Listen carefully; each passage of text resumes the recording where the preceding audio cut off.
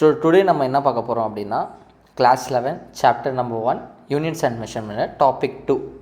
So last கிளாஸில் நம்ம என்ன பார்த்தோம், ஃபிசிக்ஸ் அப்படின்னா எதுக்கு பார்த்தோம், கரெக்டுங்களா? ஸோ அதுக்கப்புறமா என்ன பார்த்தோம், we saw what are the quantities, how they are measuring, கரெக்டாக இல்லையா? ஸோ இப்போ இந்த கிளாஸில் நம்ம பார்க்க போகிறது பார்த்திங்கன்னா fundamental quantities as well as derived quantities, ஓகேவா?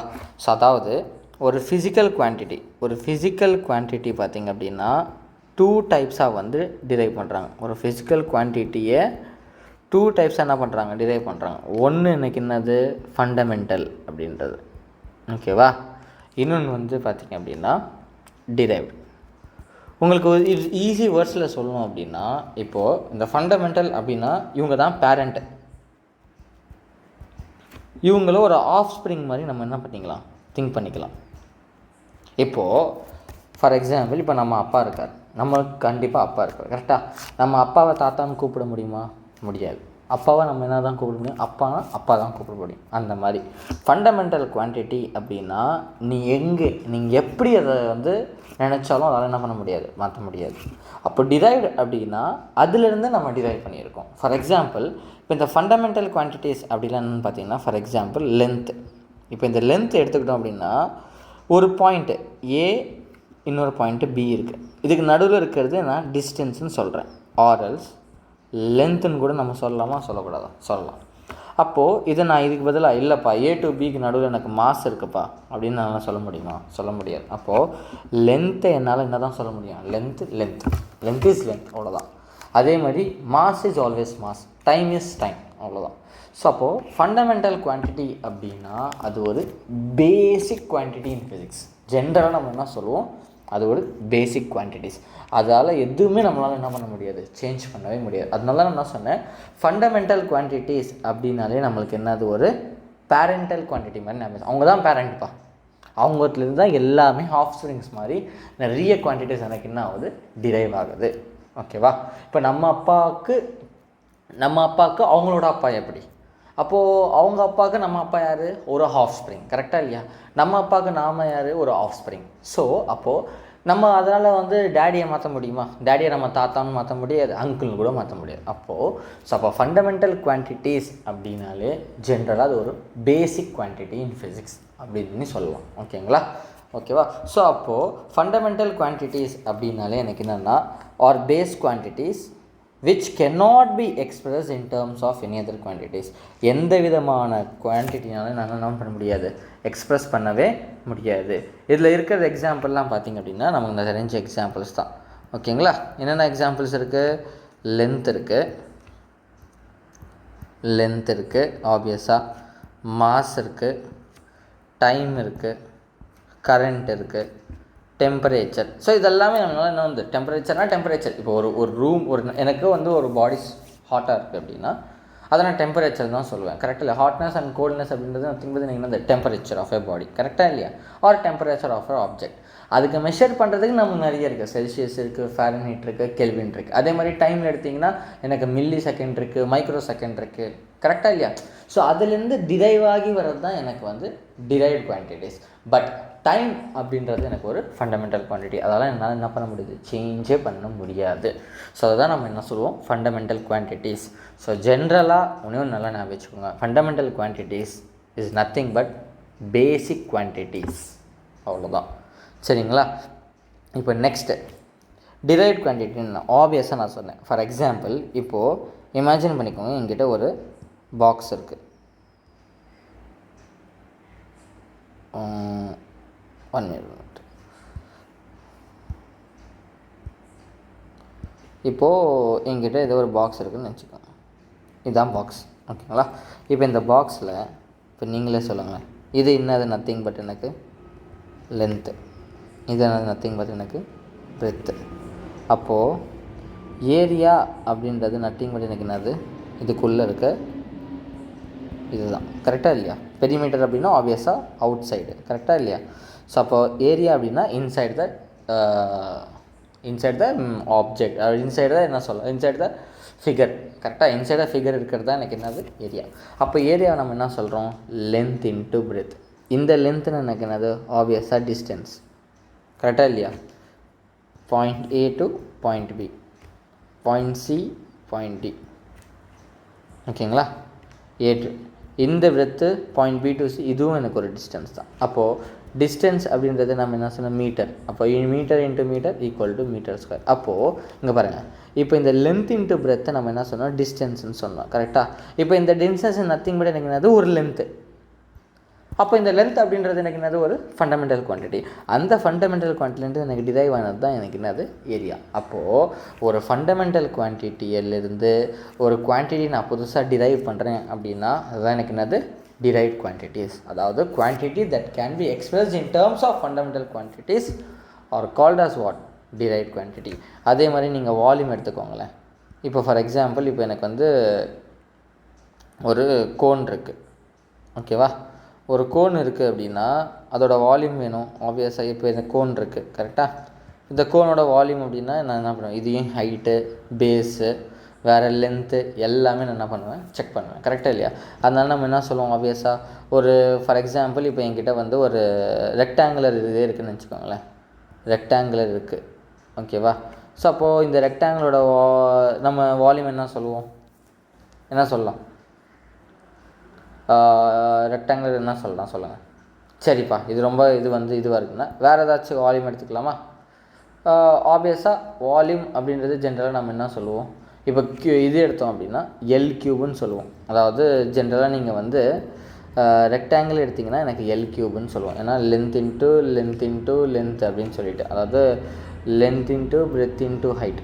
ஸோ அந்த மாதிரி மொத்தமாகவே எனக்கு என்னது, எல் கியூப் அப்படின்னு சொல்லலாம். சரியா இல்லையா? இப்போ அதே மாதிரி நீங்கள் வந்து நிறைய விஷயங்கள் இருக்குது. வெலாசிட்டி இருக்குது, ஆக்ஸலரேஷன் இருக்குது. இப்போ இந்த வெலாசிட்டி நம்ம என்ன சொல்லலாம், velocity is equal to displacement by time taken. இதுவும் எனக்கு என்னது, ஒரு விதமான இதுதான். வெலாசிட்டி அப்படின்னு ஒரு விதமான எனக்கு ஒரு டிரைவ்ட் குவான்டிட்டி. ஏன்னா டிஸ்பிளேஸ்மெண்ட் அப்படின்றது எனக்கு நத்திங் பட் என்னது, டிஸ்டன்ஸு. டைம் அப்படின்றது எனக்கு நத்திங் பட் செகண்ட்ஸு. அதனால நம்ம இதை சொல்கிறோம், மீட்டர் பர் செகண்டுன்னு சொல்கிறோம். கரெக்டாக இல்லையா?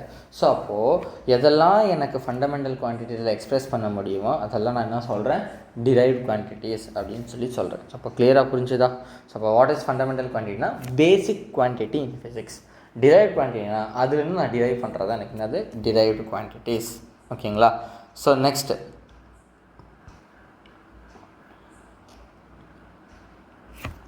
டிஃப்ரெண்ட் டைப்ஸ் ஆஃப் யூனிட்ஸ் பற்றி பார்ப்போம். ஸோ நமக்கு நல்லா தெரியும் டிஃப்ரெண்ட் டைப்ஸ் ஆஃப் யூனிட்ஸ் இருக்குது நம்மக்கிட்ட. டிஃப்ரெண்ட் டைப்ஸ் ஆஃப்,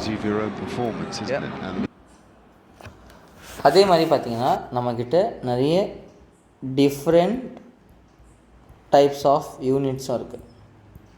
என்னென்ன டிஃப்ரெண்ட் டைப்ஸ் ஆஃப் யூனிட்ஸ் இருக்குது சார்? ஃபஸ்ட்டு நம்மளுக்கு வர்றது என்ன அப்படின்னா எஃபிஎஸ் சிஸ்டம். இந்த எஃபிஎஸ் அப்படின்னா நம்ம ஜென்ரலாக என்ன சொல்லுவோம் அப்படின்னா ஃபுட், பவுண்ட் அண்ட் செகண்ட். இந்த ஃபுட் அப்படின்னா நத்திங் பட் நம்ம இன்ச்சஸ். நம்ம கிரிக்கெட் விளையாடும்போது 24 அப்படின்னு ஒரு ஃபுட் வைப்போம். கரெக்டாக இல்லையா? 24 தடவை நடந்து ஒரு ஸ்டிக்கிலேருந்து இந்த ஒரு ஸ்டிக் 3 ஸ்டிக் இங்கே ஒன்று இருக்கும். அதே மாதிரி பவுலிங் எண்டில் ஒரு 3 ஸ்டிக் இருக்கும். இந்த ஸ்டிக்கில் இந்த ஸ்டிக் வரைக்கும் எவ்வளோ 24 ஃபுட் மாதிரி நம்ம நடந்து போய் வைப்போம். கரெக்டாக இல்லையா? நத்திங் பட் அது இன்ச்சஸ்ன்னு சொல்லலாம்.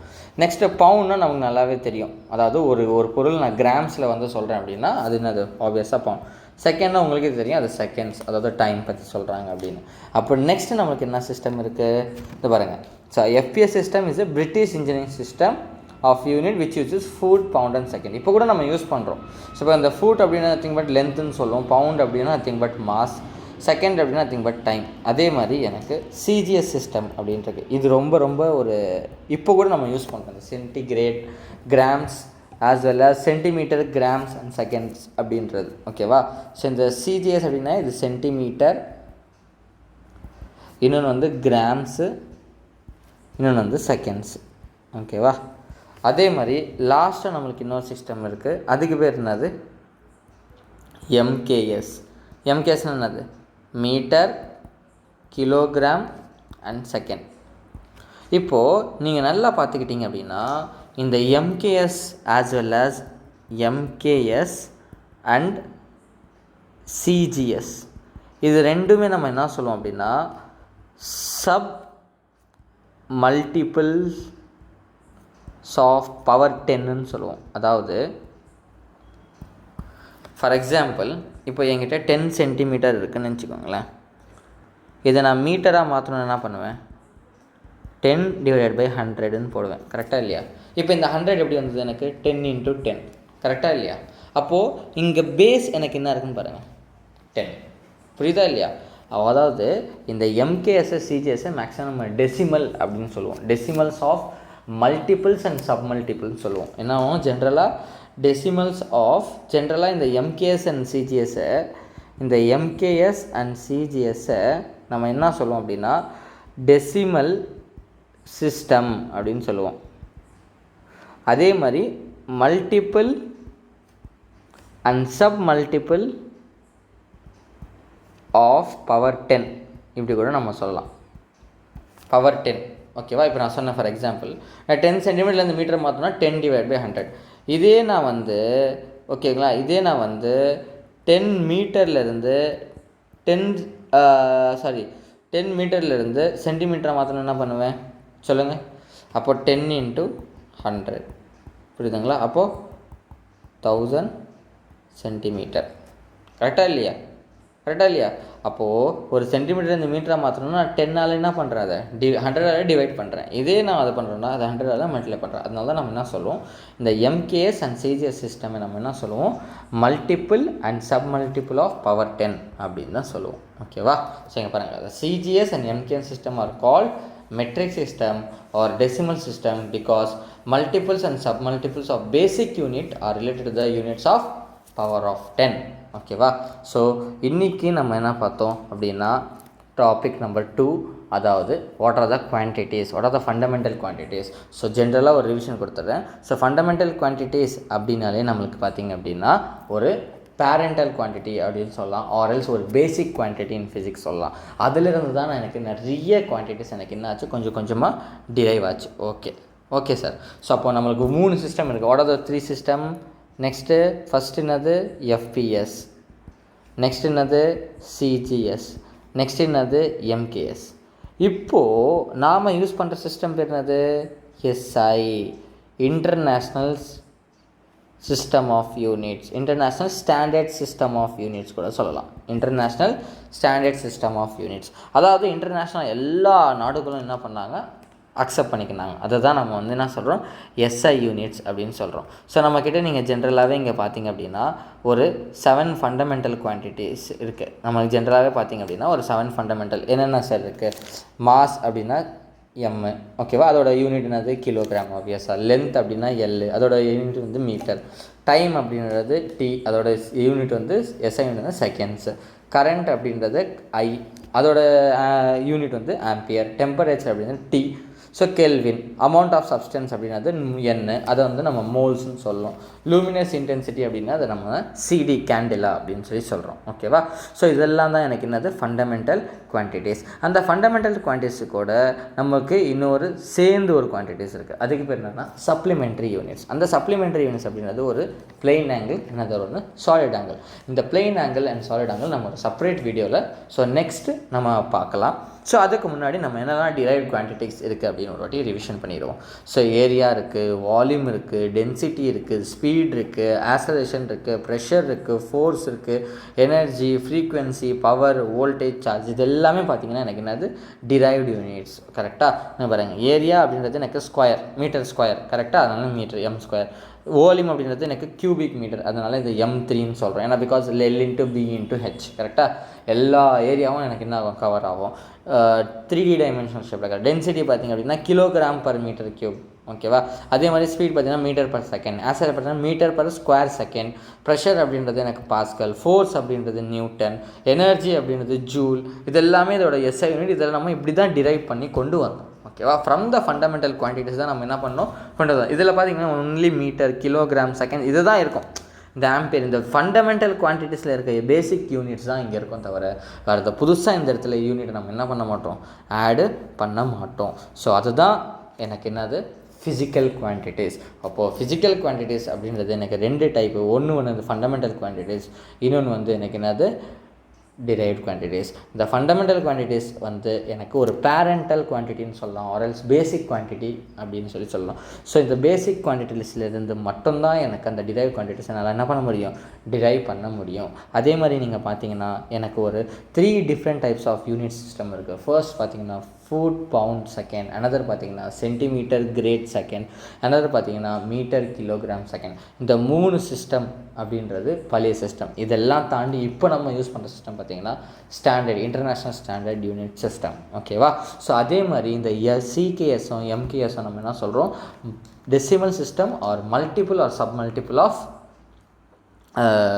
சப்மல்டிபிள் ஆஃப் பேசிக் யூனிட்ஸ் அப்படின்னு சொல்கிறோம். அதாவது நீங்கள் ஒரு சென்டிமீட்டராக மீட்டராகவும் மாற்றினா மீட்டரை சென்டிமீட்டராகவும் மாற்றிக்கலாம். ஸோ அந்த ஒரு லெஜிபிலிட்டி நம்மளுக்கு அந்த சிஸ்டமில் நல்லாவே இருக்குது. ஓகேவா? ஸோ இதுதான் இன்றைக்கான சாப்டர். ஸோ நெக்ஸ்ட் கிளாஸில் நம்ம we see about what is supplementary units and then we will move on to the further classes. Thank you.